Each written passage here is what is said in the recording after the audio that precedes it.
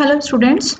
आज के video lecture में मैं आप लोग के साथ जो हमारी ट्री डेटा स्ट्रक्चर है उसको डिस्कस करूंगी। जैसा कि मैंने जो डेटा स्ट्रक्चर का जो फर्स्ट जो लेक्चर दिया था उसमें मैंने बताया था कि जो इंट्रोडक्टरी चैप्टर था जिसमें बताया था कि जो ट्री होता है वो हमारा एक डेटा स्ट्रक्चर होता है जो लीनियर नॉन लीनियर टाइप का होता है। इससे पहले जितने भी हमने डेटा स्ट्रक्चर पढ़े, चाहे वो एरे हो, लिंक लिस्ट हो, स्टैक हो या क्यू हो, वो जितने भी टाइप के वो जो डेटा स्ट्रक्चर अभी तक पढ़े थे वो हमारे लीनियर डेटा स्ट्रक्चर के एग्जाम्पल थे। बट जो हमारा ट्री और ग्राफ होता है वो हमारा नॉन लीनियर डेटा स्ट्रक्चर की कैटेगरी में आता है। ट्री बेसिकली हमारा जो नोड्स होते हैं उनका कलेक्शन होता है, जो आगे आप लोग को पता चल जाएगा कि हम किस तरीके की बात कर रहे हैं। तो उसमें जो ट्री होता है वो अगर कोई नोड नहीं है तो उसको एम्प्टी ट्री बोलेंगे, अगर एक नोड है तो वो हमारा रूट होगा।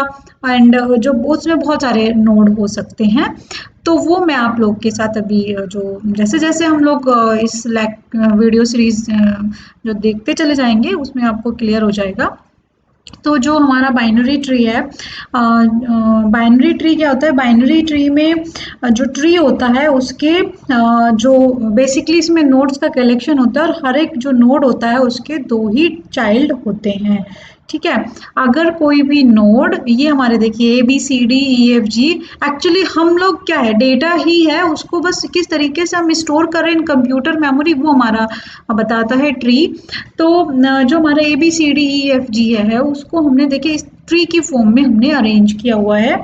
तो अगर ट्री में कोई भी डेटा नहीं होता है तो वो हमारा एम्प्टी ट्री कहलाता है। बट अगर ट्री में हमारा जो नोड्स होते हैं वो उनका कलेक्शन होता है तो ये हमारा बाइनरी ट्री है। और हर एक ये हमारे देखिए ये हमारा नोड है और इसके दो चाइल्ड हैं बी और सी, बी के दो चाइल्ड हैं डी एंड ई, सी के दो चाइल्ड हैं एफ और जी। जो सबसे जो ऊपर जो नोड रहता है, जो सिंगल नोड रहता है वो हमारा रूट नोड कहलाता है और बाकी जो होते हैं वो इसके चाइल्ड कहलाते हैं। ठीक है, बाकी बहुत सारी टर्मिनोलॉजी है वो भी मैं डिस्कस करूंगी। तो जो बी और सी है वो ए के चाइल्ड नोड हैं। इसी तरीके से डी और ई बी के चाइल्ड नोड हैं एंड एफ एंड जी सी के चाइल्ड नोड्स हैं। यहाँ पे रूट नोड केवल एक ही है ए, बाकी बी एक सिंपल नोड है एंड सी भी एक सिंपल नोड है। ये ट्री टर्मिनोलॉजी है जो कि हम यूज करेंगे, जो मैं डिस्कस करूंगी आप लोग के साथ। जैसे कि ट्री में parent, child, siblings, degree, internal node, ये सभी जो टर्मिनोलॉजी यहाँ पे लिखी हुई है ये यूज की जाती है। तो इसके बारे में पहले आप लोगों को पता होना चाहिए कि ट्री में क्या क्या टर्मिनोलॉजी यूज की जाती हैं। तो सबसे पहले बात करते हैं रूट नोड की। जो हमारा जो फर्स्ट नोड होता है जहां से ट्री हमारा बनना स्टार्ट करता है, ओरिजिनेट करता है, वो हमारा रूट नोड कहलाता है। किसी भी ट्री में सिर्फ केवल और केवल एक ही रूट नोड रहेगा। जिस तरीके से आप लोग नॉर्मल ट्री देखते हैं, जो हमारे पेड़ होते हैं तो उसमें जो रूट होता है तो वो ये सबका एक ही रूट होता है, फिर उसकी ट्री बड़ा ग्रो होके ब्रांचेस वगैरह बन जाती हैं।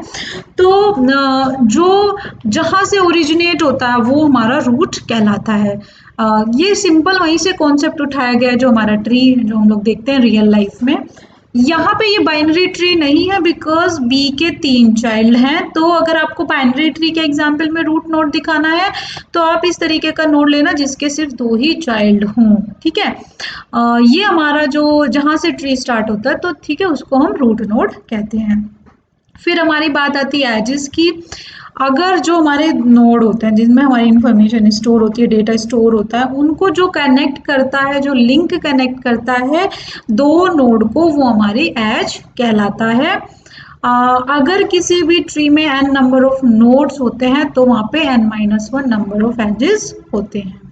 ठीक है, ये हमारी एजेस है। अगर दो नोड को कनेक्ट, जरूरी नहीं कि आप AC एज को दिखाएं, GC भी एक एज है, GK भी एक एज है, EI भी एज है, तो ये सब आप एग्जाम्पल शो कर सकते हैं। नेक्स्ट हम बात करते हैं पेरेंट नोड की।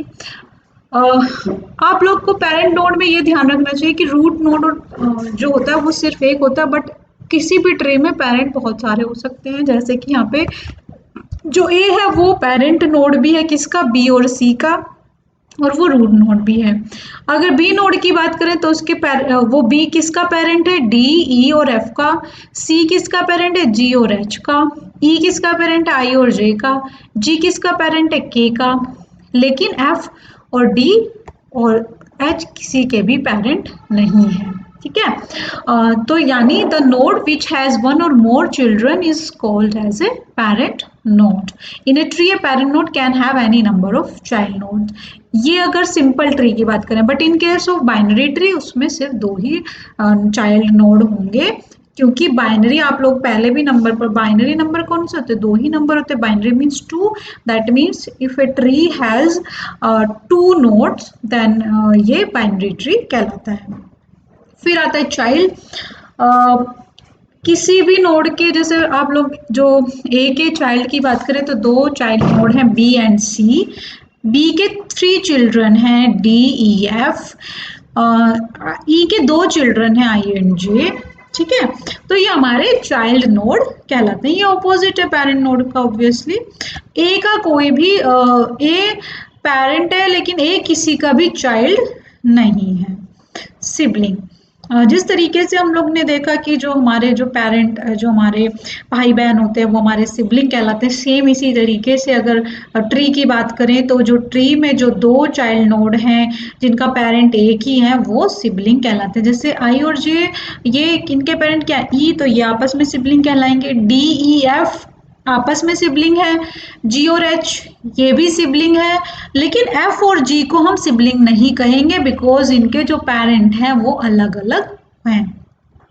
डिग्री, वैसे तो ये ज़्यादातर हम ग्राफ में यूज़ करते हैं, बट इन केस अगर ट्री में रिप्रेजेंट करना हो तो जितने भी नंबर ऑफ जो चाइल्ड नोड होते हैं वो उस ट्री की क्या है, डिग्री कहलाता है। नेक्स्ट है इंटरनल नोड। देखिए हमारे जो इंटरनल नोड होते हैं उनके कोई ना कोई चाइल्ड नोड जरूर होगा। ठीक है, इनको जो इंटरनल नोड होते हैं इनको नॉन टर्मिनल नोड भी कहते हैं, यानी जिसके भी कोई ना कोई, जैसे आई को हम इंटरनल नोड नहीं कहेंगे क्योंकि इसका कोई भी चाइल्ड नहीं है।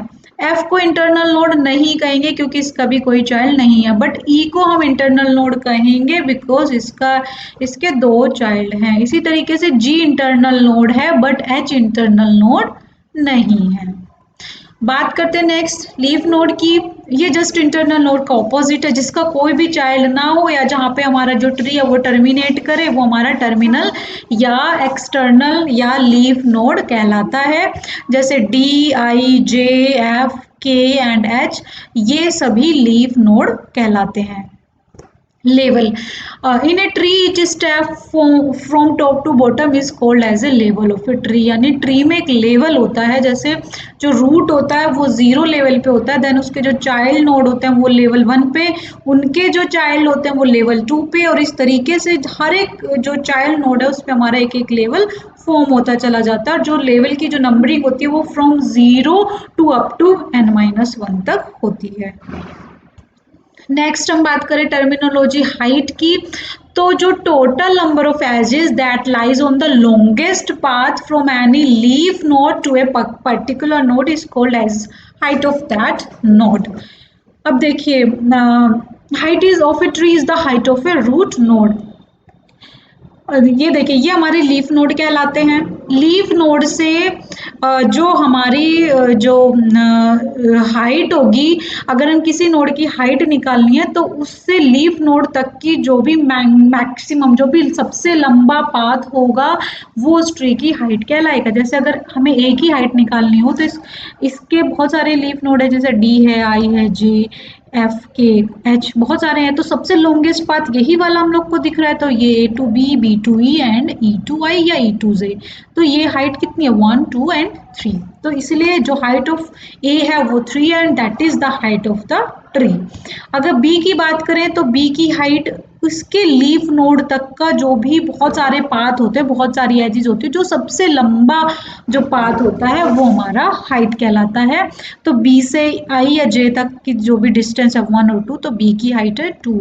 सी की भी हाइट क्या है 2। एच की बात करें तो 0 हाइट है, डी की 0, लीफ नोड की हाइट हमेशा 0 रहेगी, और जी की हाइट क्योंकि एक ही कोई ऑप्शन नहीं है उसके पास, एक ही लीफ नोड है, तो जो उसकी लेंथ है वो हमारी क्या कहलाएगी, हाइट कहलाएगी। इसको आप बिल्कुल ध्यान से देखिएगा, यानी हम क्या करेंगे, जिस भी नोड की हमें हाइट निकालनी है उससे उसके बहुत सारे लीफ नोड हो सकते हैं, सबकी जो लेंथ निकालेंगे जो मैक्सिमम होगी that is the height of that particular node. अब बात करते हैं डेप्थ की। Total number of edges from root node to a particular node is called as depth of that node. यानी अभी जो हाइट था वो हमारा ये इसका ऑपोजिट होता है, डेप्थ मींस रूट से हम कैलकुलेट करते हैं, तो depth of a tree is the total number of edges from the root node to a leaf node. यानी जैसे अगर बात करें बी की तो उसकी जो हाइट जो डेप्थ है वो 1 है, अगर एच की डेप्थ की बात करें तो वो 2 है, जी की बात करेंगे 2 है, आई की बात करेंगे तो 1, 2 एंड 3। रूट से कैलकुलेट बेसिकली हम किसी भी नोड की डेप्थ कैलकुलेट करते हैं। अब बात करते हैं सब ट्री की। एक ट्री ये कंप्लीट ट्री है, ठीक है, नॉर्मल ट्री है, इसके बहुत सारे जो चाइल्ड, जैसे ये बी है, ये भी तो एक ऐसी तरीके का ट्री फॉर्म कर रहा है जिसमें कि ये उस ट्री का रूट बन सकता है, ये सी उसका, तो ये हमारे सब ट्री कहलाते हैं। फिर इसके अगर अंदर की बात करें तो ये एक सब ट्री है, ठीक है, तो जो ये वाला सब ट्री है ये लेफ्ट सब ट्री है, इसको हम राइट, जो राइट वाले से बनता है वो राइट सब ट्री कहलाता है। ये हमारे left sub tree and right sub tree है। तो बहुत सारे सब ट्रीज एक ट्री में हो सकते हैं। फॉरेस्ट की बात करें तो forest is a set of disjoint trees. ये हमारे जो डिसजॉइंट मतलब हम अलग अलग, जैसे आप लोगों ने फॉरेस्ट में क्या होता है बहुत सारे ट्रीज होते हैं, उसी तरीके से फॉरेस्ट में बहुत सारे ट्रीज होते हैं, और उनका जो कनेक्शन डिसजॉइंट मतलब डिसजॉइंट जो सेट होता है जिसको हम ज्वाइन नहीं कर सकते वो हमारा ट्री कहलाता है। अब बात करते हैं कंप्लीट बाइनरी ट्री की। देखिए एक ट्री कंप्लीट बाइनरी ट्री तब कहलाता है जब उसके सभी लेवल आप लोगों से मैं भी डिस्कस सकूँ, जैसे ये लेवल 0, ये लेवल 1, ये लेवल 2, उसके सभी लेवल लास्ट लेवल को छोड़ के मैक्सिमम नंबर ऑफ नोड्स उनमें होते हैं। मैक्सिमम नंबर ऑफ नोड किसी भी लेवल में, जैसे यहाँ पे ये लेवल 0 है तो उसमें 2 की पावर 0 नोड होते हैं। अगर आपको लेवल 1 में नोड निकालने हो मैक्सिमम तो वो 2 की पावर 1 होंगे। ये लेवल 1 है, ये लेवल 2 है तो इसमें मैक्सिमम नंबर ऑफ 2 की पावर 2 होंगे, यानी 4 नोड उसमें हो सकते हैं। ये बात हम कर रहे हैं कंप्लीट बाइनरी ट्री की। तो जो कंप्लीट बाइनरी ट्री होता है उसमें लास्ट लेवल को छोड़ के जो पहले वाले लेवल होते हैं उसमें मैक्सिमम नंबर ऑफ नोड होने चाहिए। इसमें एक चीज और ध्यान में रखनी चाहिए कि जो जो नोड जो बनते हैं, जो डेटा हम स्टोर करते हैं वो एक प्रॉपर सीक्वेंस में होना चाहिए। जैसे हम from left to right move करेंगे, जैसे 1 2 3 देन 4 5 6 7, इसी ऑर्डर में हम डेटा अरेंज करेंगे। हम ऐसा नहीं है कि ये हमारे जैसे कंप्लीट बाइनरी ट्री का एग्जाम्पल है, बट हम इस तरीके से नहीं कर सकते। हमने जैसे 1 में 2 और 3 ओके है, देन हमने जो नेक्स्ट डेटा है वो इधर स्टोर किया, बट इसके लेफ्ट में हमें स्टोर करना था, यानी हम लेफ्ट टू राइट हम कंप्लीट बनाते हुए चलते हैं ट्री को। हम कभी भी पहले राइट वाले को फिल नहीं करेंगे, ना ही हम नेक्स्ट लेवल पे तब तक जाएंगे जब तक पहले वाले लेवल में सभी जो नोड हैं वो पूरे फुल ना हो गए हों। जैसे तरीके से यहाँ पे भी देखा कि अगर एफ लेफ्ट में होता तो ओके था, बट अगर राइट में है तो ये ओके नहीं है।